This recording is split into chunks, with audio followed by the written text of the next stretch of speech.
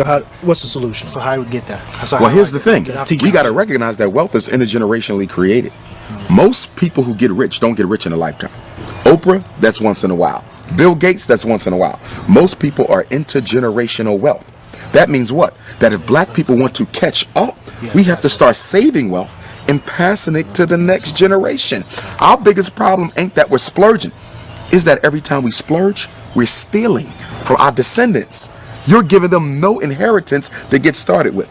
But the white child, they're starting out $100,000 plus, $1 million plus. And I think we have to become more strategic in the way that we do our health plans as well as our life insurance plans. Because what I'm learning with a lot of these white folk, a lot of them are getting their first, what you want to call a shock of wealth through the life insurance policy of their parents.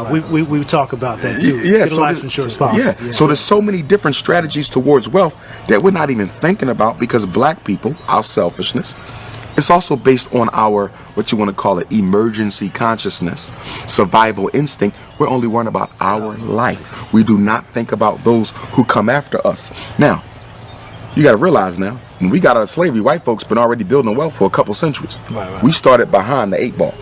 Okay? So you got to play catch up. How do you catch up with somebody who's 100 yards in front of you? You have to run faster than they are.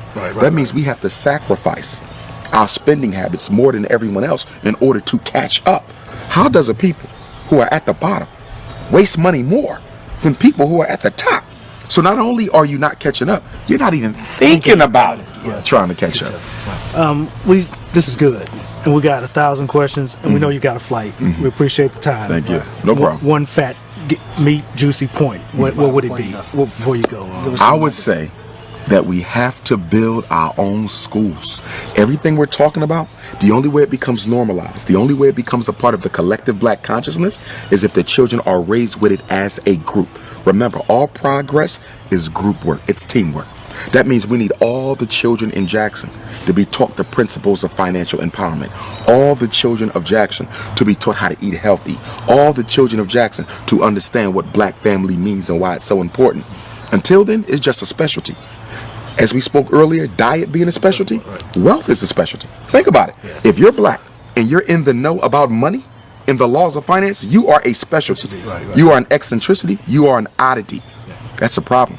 Because for white people, gaining wealth is a regular part of their everyday conversation. Even poor white people are regularly talking about wealth. Black people don't discuss wealth at all.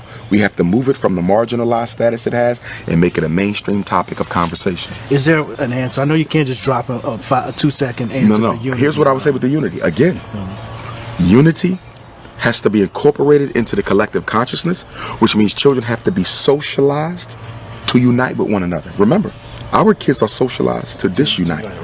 As a principal, right? I've had first graders, 6 and 7, talking about how black your skin is, how cheap your clothes is, how nappy your hair. You're 6.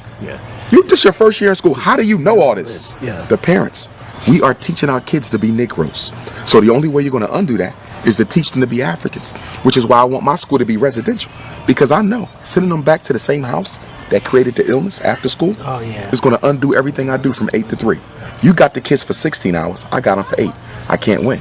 Because the brain is the creature of repetition. Whoever gets to this the most will rule it. What did Adolf Hitler say? Come up with a lie, keep on telling the lie, be consistent with it. It ain't got to be the truth. But the brain cannot resist the temptation to believe something that is regularly presented before it. Repetition wins. We give our kids the white folks for the first 18 years of their life, then we want to remake them into Africans for the rest of their life. That's ridiculous.